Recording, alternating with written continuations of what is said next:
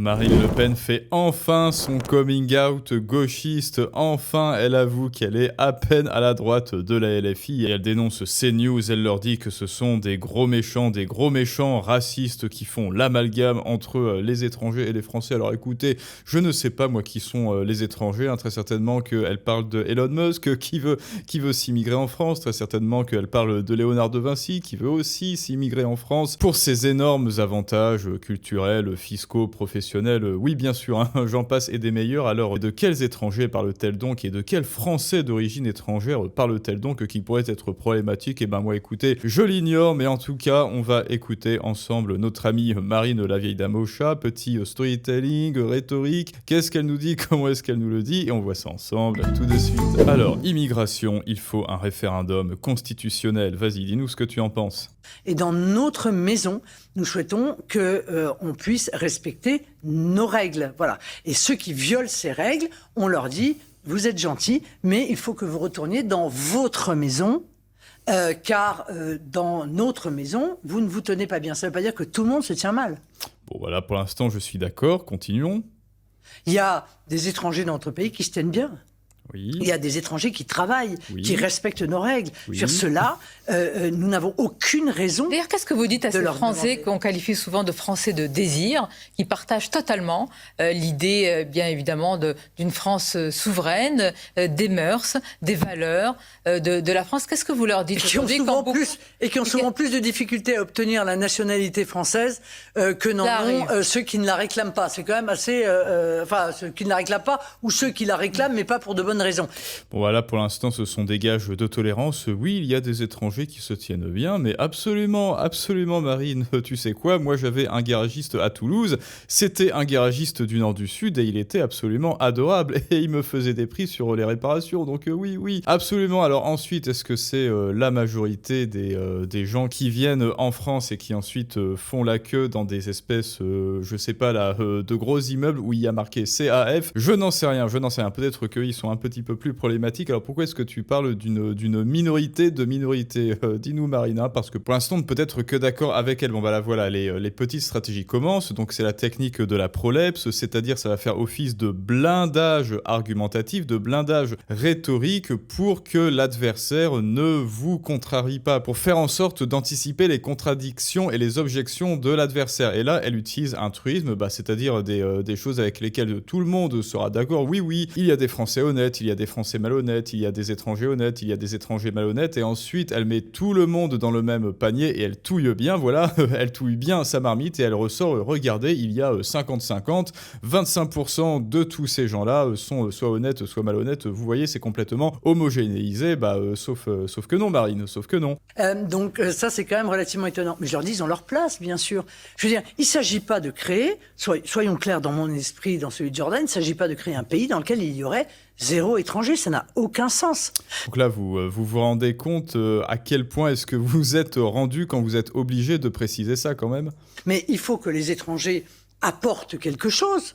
Leur force de travail, leur envie de construire et évidemment respectent le pays dont ils demandent l'hospitalité, parce que c'est le concept même en réalité de l'hospitalité. L'hospitalité, c'est accepter quelqu'un, mais évidemment que si cette personne-là viole les règles de l'hospitalité, alors il n'y a plus d'hospitalité. Donc je veux rassurer... là, il y a du ménage à faire. Enfin non, pardon, mais... Ceux qui, étrangers dans notre pays, travaillent, le respectent et ne participent pas de quelque matière que ce soit au chaos ambiant. En revanche, je dis à ceux qui sont venus et qui trahissent l'hospitalité et violent nos lois, n'attendez pas de notre part de vous conserver sur notre territoire. Oui, mais bon alors ensuite, Marine, pardon, mais là en fait on est en récession, donc on est en récession. Alors moi je veux bien, comme je l'ai dit, moi j'adore l'immigration. Pour moi l'immigration est un enrichissement. Oui, venez nous enrichir, venez les chances pour la France, vraiment à un premier degré. Elon Musk vient nous enrichir, s'il te plaît, Léonard de Vinci vient nous enrichir, s'il te plaît, BlackRock, etc. Mais bon, hélas, ça n'arrivera pas. Voilà, plot twist, nous avons la chance d'avoir d'autres enrichissements, mais hélas, économiquement, ça n'est pas viable. Ce genre d'hospitalité n'est absolument absolument pas viable, surtout d'un point de vue quantitatif. Hein. Là, il y a un ratio qualité-quantité qui est absolument, passez-moi l'expression, éclaté au sol. Hein, voilà. Le ratio que l'on a sur notre politique d'immigration, le ratio qualité-quantité ne tient pas. Il faut plus de qualité, beaucoup plus de qualité et beaucoup moins de quantité. Et là, peut-être que économiquement sera tenable, parce que oui, il faut de l'argent quand même. Hein.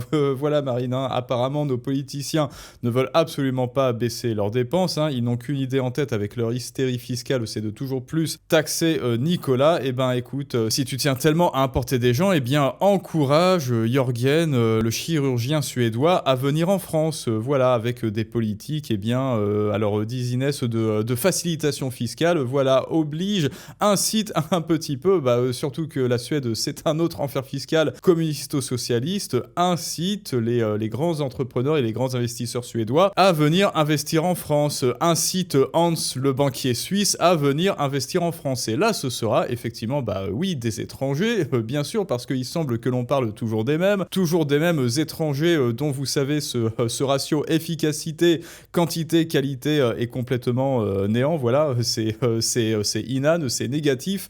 Retour sur investissement négatif, oui, la politique d'immigration, c'est aussi un calcul de retour sur investissement. Ok, on t'accueille dans notre pays, mais tu vas rapporter combien à la nation au juste? Plot twist, rien du tout.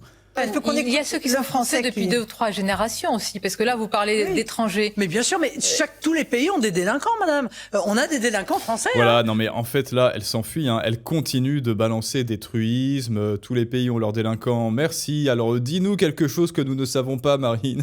Dis-moi pour une fois quelque chose que j'ignore, Marine. Oui, il y a des étrangers qui se tiennent bien. Merci, Marine. Oui, il y a des étrangers racailles. Merci, Marine. Oui, tous les pays ont leurs étrangers. Merci, Marine. Est-ce que tu peux dire quelque chose de neuf que nous ignorons?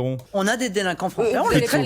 Plutôt que d'essayer de t'enfuir là. Vous n'allez pas les renvoyer chez eux. On va pas mais chez eux, c'est la France. Mais c'est ce que je vous dis. Mais bien sûr. On parle de l'immigration de 2e, 3e, 4e génération. Parfois, il peut y avoir... Pardonnez-moi, je termine juste ma question.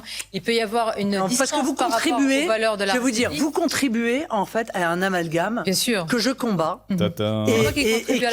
Et qui est quand même développé par beaucoup de ceux qui sont nos adversaires politiques. Ça consiste à dire, quand on parle des étrangers, en réalité, vous incluez dans les étrangers les Français d'origine étrangère. J'ai fait une autre question, madame. Alors après, les Français d'origine étrangère, est-ce que tu connais la facilité, à quel point il est facile maintenant d'avoir la nationalité française, notamment par droit du sol, etc. Est-ce que tu es au courant de ça, que c'est absolument facile pour certaines personnes d'être français et hop, trop tard, chapeau, là, chat perché, trop tard, je suis français, c'est bon. Et si vous osez, si vous avez l'audace de me dire, rentrez chez vous, monsieur, parce que vous faites trop de grabuge, vous cassez des abribus avec votre pote, le mineur isolé de 35 ans, eh bien, vous êtes des gros roussistes et vous faites des amalgames. Hein, vous faites des amalgames. Moi, je suis français. Monsieur, d'accord, Aboubacar? La réponse est non. Nous ne faisons aucun amalgame. Il y a ceux qui ont la nationalité française. Il y en a un certain nombre à qui, si on avait été au pouvoir, on ne l'aurait pas donné.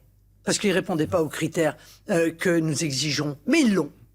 Ils l'ont. Et comme nous sommes respectueux de l'état de droit, et de la responsabilité de l'État, ils sont français, sauf s'ils ont commis des actes très graves de terrorisme, etc., qui peuvent justifier le retrait de cette nationalité. Ils sont français, on les traite comme des Français, bien entendu, et donc ils auront tous les avantages des Français, y compris celui... Le meurtrier de Philippines, est-ce que tu considères que c'est assez grave? C'est quoi assez grave? Parce que si on en vient à du terreau plus loinrisme de niveau Bataclan, voilà, sache qu'il y a des gens qui ont participé au massacre du Bataclan, ils sont libérés. Voilà, ils sont libres, et ensuite il y a des femmes qui viennent les voir, des femmes qui ont participé au Bataclan et qui leur disent je te pardonne, gentil terroriste, il y a aucun souci. Est-ce que ça c'est assez grave? Bah non, vu qu'ils sont en prison en France. D'aller dans les prisons françaises si, évidemment, ils violent la loi française. 21h48 sur Bon écoutez les amis, voilà, mi-figue, mi-raisin comme d'habitude, c'est-à-dire je m'enfuis de la conversation, écran de fumée à base de tautologie et de truisme. Vous savez, il y a des étrangers gentils, merci Marine. Vous savez, il y a des Français méchants, merci Marine. Et vous savez, vous faites, vous les méchants roussistes, des amalgames entre les étrangers, et en plus elle s'en prend, voilà, elle s'en prend aux chroniqueuses. Vous faites l'amalgame entre les étrangers et les Français d'origine étrangère, alors que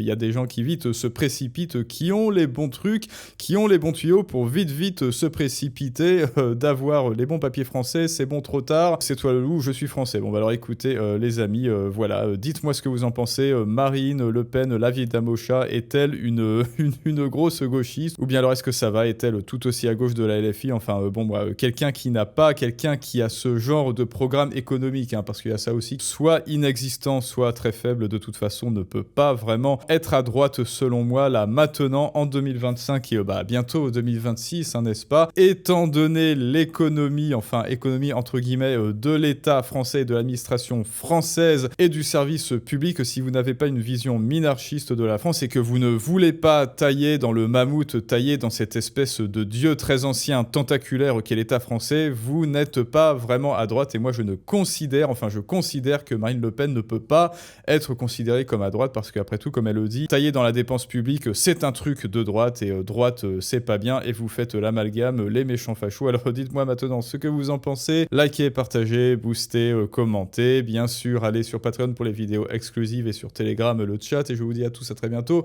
pour un prochain Storytelling du monde moderne. Mais ça, c'est une autre histoire.